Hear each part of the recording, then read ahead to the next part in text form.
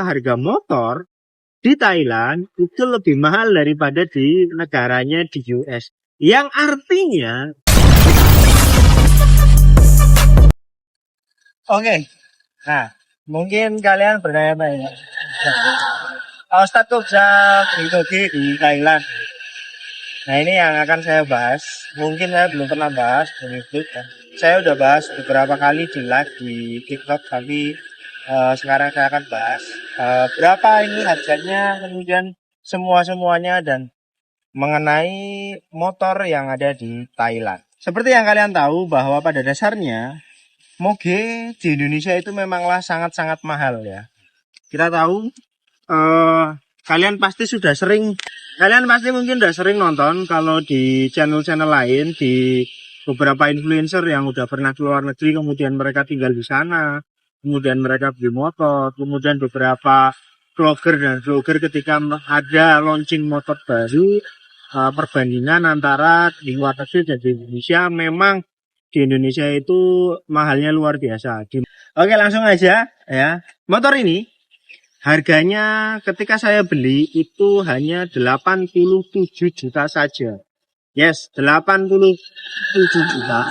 Tahun 2015 dengan kilometer sekitar 30.000 dan full paper, pajaknya tidak telat, biayanya hanya segitu.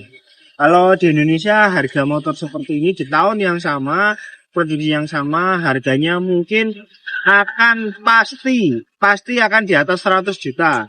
Ketika saya live, saya pun menunjukkan beberapa postingan waktu itu, yaitu di marketplace harga motor-motor itu berapa. Contoh untuk CB650 yang 4 silinder itu harganya hanya sekitar 50 jutaan, tidak sampai. Kemudian ZX6 yang harganya hanya sekitar 75 juta. Dan ya, motor di Thailand memang semurah itu kalau kita bandingin dengan Indonesia. Akan tetapi saya pernah ketemu dengan salah satu orang, dia dari US, dia datang ke Thailand, kemudian dia melakukan touring.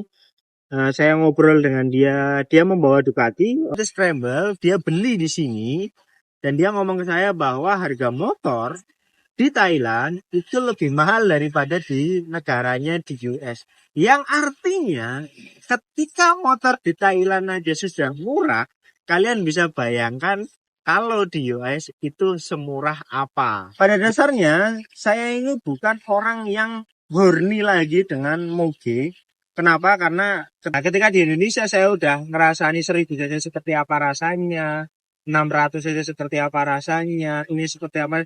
Dan saat itu saya sudah tidak horny lagi dengan namanya moge atau big bike. Jadi tidak horny sama sekali. Namun kenapa saya tertarik akhirnya beli ini, ketika di sini tak lain dan tak bukan adalah ya kalian lihat sendiri ini ya. Dengan jalanan seperti ini ya, dan kalian mungkin yang udah pernah nonton live di YouTube, saya udah nunjukin jalanan di Thailand seperti apa. Saya berpikir ulang, sepertinya saya harus mencoba seperti apa rasanya naik superbike 1000 di Thailand. Dan saya beli ini, kemudian saya coba, dan is a heaven. Kenapa? Karena jalanannya bagus, ya, tidak ramai orang, benar-benar heaven. Dan yang ngomong itu bukan cuma saya, tapi beberapa kawan-kawan saya yang foreigner itu juga sama, bahwa di Thailand itu adalah tempat terbaik bagi seorang rider. Dan tentu pasti kalian tahu bahwa di Thailand untuk pemandangan alamnya itu, jadi banyak sekali foreigner yang dia datang sini 2 bulan, mereka akan beli motor, kemudian mereka akan pergi keliling Thailand ya. Kalau tidak selesai, motornya akan ditinggal di Thailand, mereka balik ke negaranya, suatu saat nanti mereka balik lagi ke Thailand dan mereka akan riding dengan motornya lagi. Itu sebenarnya saya sedikit menyesal membeli motor ini. Kenapa kita? Karena saya sadar saya tidak bisa bahasa Thailand, dan kemana-mana saya harus bawa istri saya, yang artinya saya harus membonceng dia di belakang. Dan kemarin saya habis pergi jalan-jalan ke pegunungan dan membawa motor seperti ini ke pegunungan dengan boncengan, itu rada konyol. Jadi buat kalian mungkin para foreigner atau kalian yang mungkin ada planning mau ke Thailand, sebaiknya beli motor touring. Karena asli, pertama punggung sakit, kedua tangan sakit ketika turunan harus menahan seperti ini. Ada satu orang yang nanya, Tat, kenapa belinya K45 gitu kan? Udah tahu kalau misalkan ke Thailand pengen jalan-jalan itu semuanya itu tuh sebaiknya pakai motor touring, bisa lebih jauh karena bensinnya itu mahal. Nah, tetapi kenapa kok belinya K45? Oke, alasan pertama adalah simple sekali. Kalian bisa lihat video, sebuah video yang paling famous pernah sangat-sangat viral, yaitu tentang speedonya itu adalah BMW H1K, tetapi kita tahu betul bahwa yang di depan itu bukan BMW, tetapi yang di depan adalah motor ini. Nah, oke, ketika saya ingin membeli motor itu pertimbangannya banyak. Pertama, saya kepengen 600 cc. 600 cc. Ternyata di Thailand itu nyari motor sport ya, superbike, super sport itu yang 600 cc itu susah. Literally susah. Nyari 600 cc itu susah. Baik CBR 600, kemudian RC, kemudian ZX6, kemudian GSX 600. Itu sulit ya. Motor super sport di Thailand itu sulit. Nah, itu satu. Dan yang kedua, selain sulit adalah harganya. Ketika saya melihat harga ZX6 yang tahun 2016 kalau nggak salah 16 atau 17 itu harganya adalah 72 juta. Kemudian saya membandingkan dengan motor yang 1000 ya. Harganya itu nggak beda. Malah banyak yang lebih murah. Percaya atau tidak?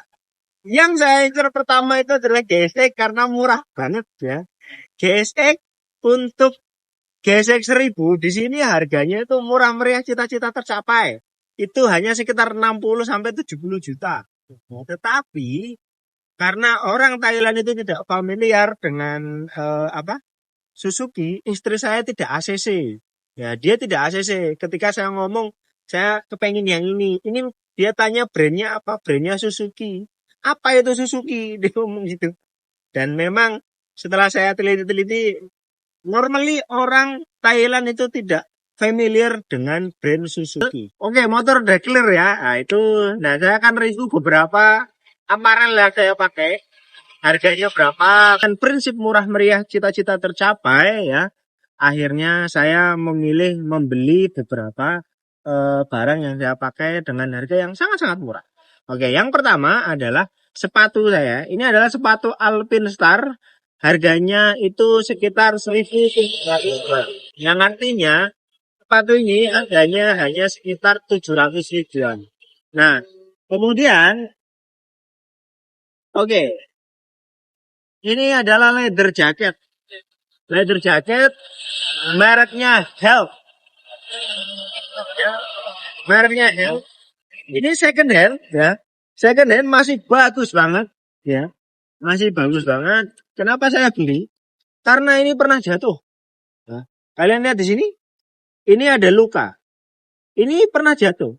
Dan pernah jatuh hanya luka seperti ini. Yang artinya ini jaket sangat-sangat aman. Nah, itu wah, ini sudah terbukti dan saya beli. Walaupun sebenarnya saya tidak tahu brand Help ini itu brand dari mana.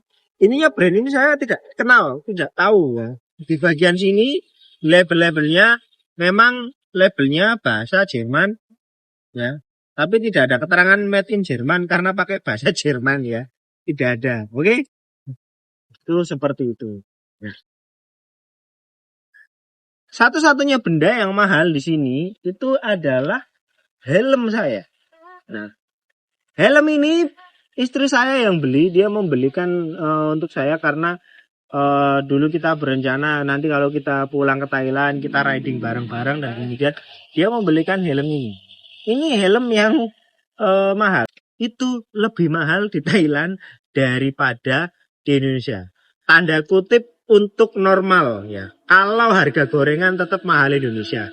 Karena tahu sendiri Indonesia langka dikit digoreng, langka dikit digoreng. Nah, tapi di sini tidak.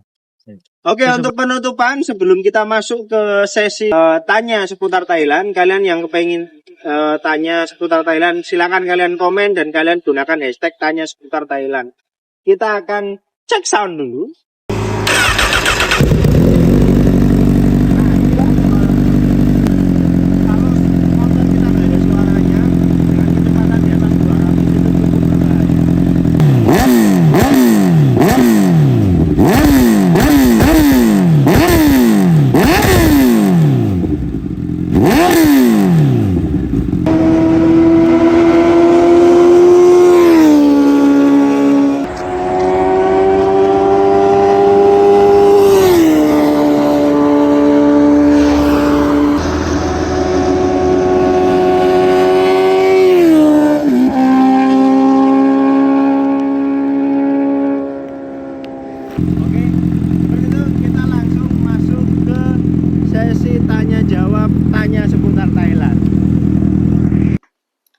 Oke, pertanyaan selanjutnya dari Mas Adityo RM ya. Di sana ada sumur timba seperti di Indonesia enggak?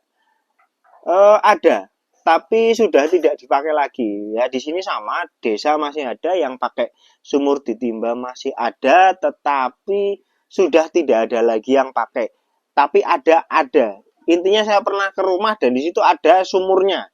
Dan berarti itu di situ pernah ada timba, tapi sudah tidak pakai timba lagi.